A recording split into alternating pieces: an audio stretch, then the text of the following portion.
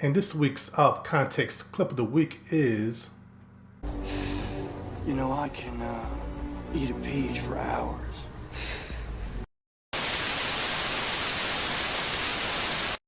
About a month ago, I was watching the trailer to Pixar's Turning Red. It was okay, but I heard something interesting at the 46-second mark.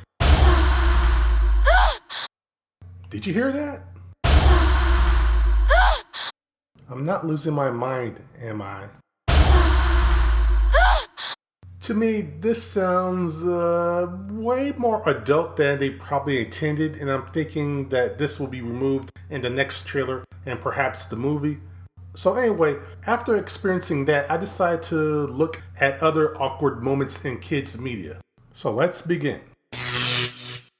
Shaggy and Scooby-Doo get a clue. This series came out between What's New Scooby-Doo and Mystery and Culprit, and it's mostly forgettable. Some things people do remember are: 1. The show was animated in Flash and does not look good.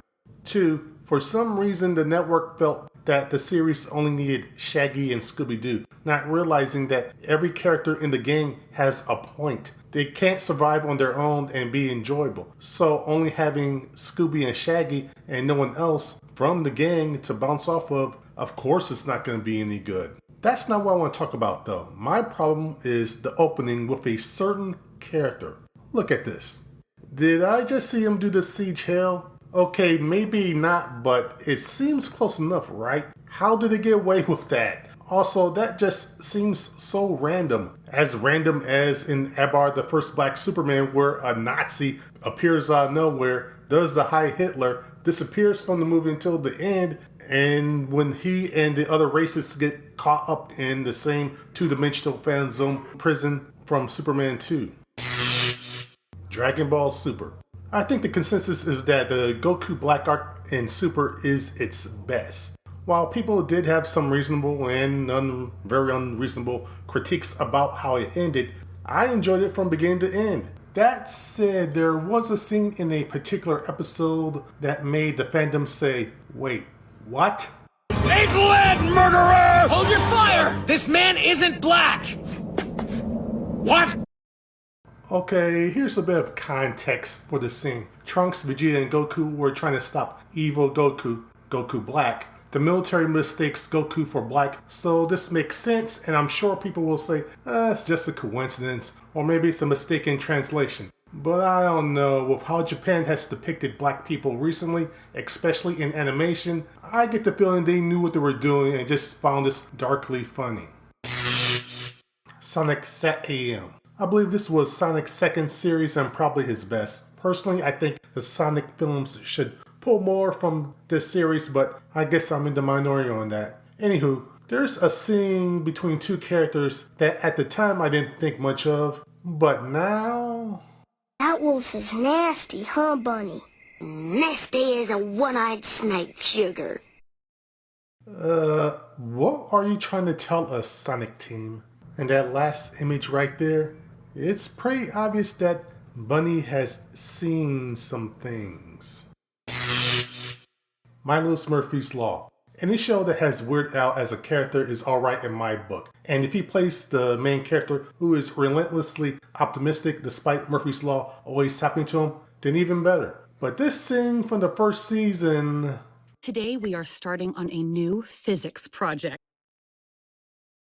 Learned about gravity, inertia, and weight distribution. Things I utilized in making this beautiful desk. Solid oak. I don't like where this is going. Stop it. Get some help. Wow. Just wow.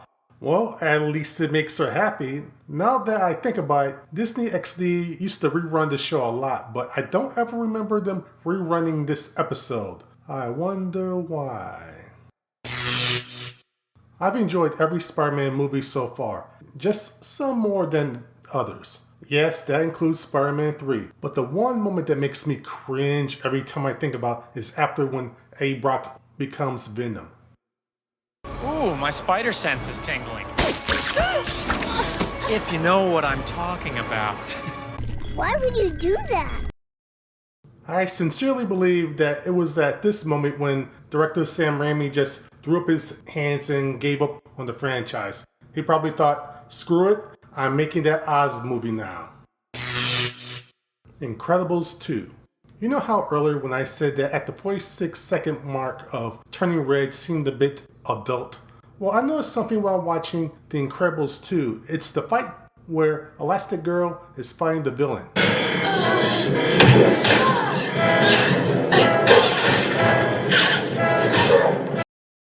Now, at first you might not notice it, but do this. Close your eyes and then just listen again.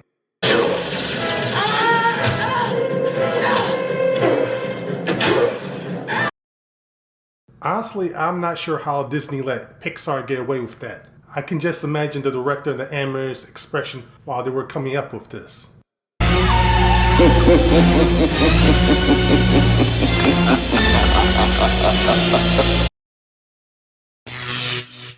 Mr. Whipple.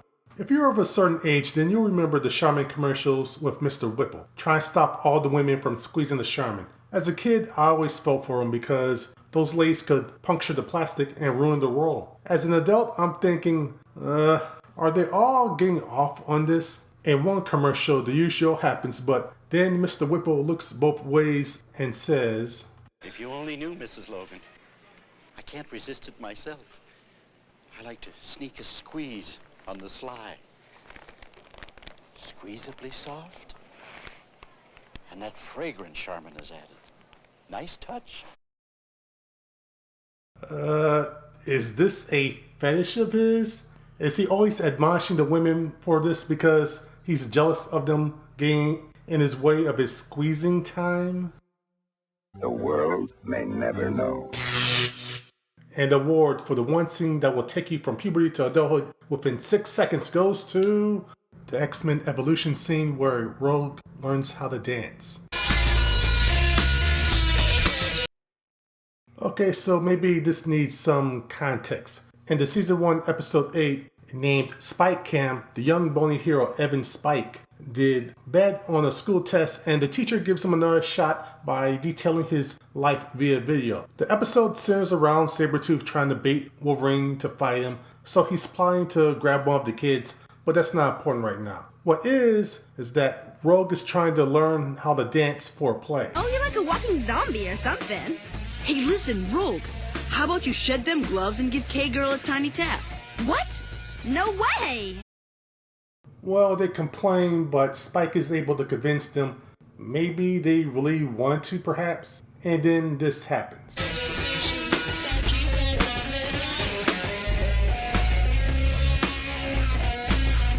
This episode was co-written by Christy Marks of G.I. Joe, Teenage Mutant Ninja Turtles, and Jim and the Holograms fame. You know, after rewatching some old Jim episodes, yeah, this scene makes a whole lot of sense now.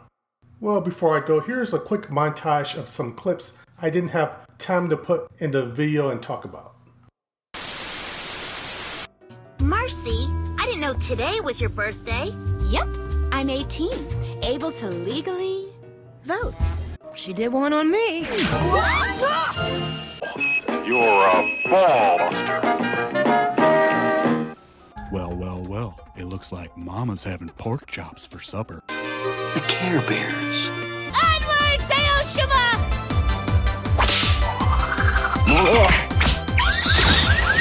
Oh my god, the kid in the helmet. Yes. Look at him. I like children. Extra thick! Yeah, he made us in his laboratory by accident. Don't worry, Professor. I was an accident, too.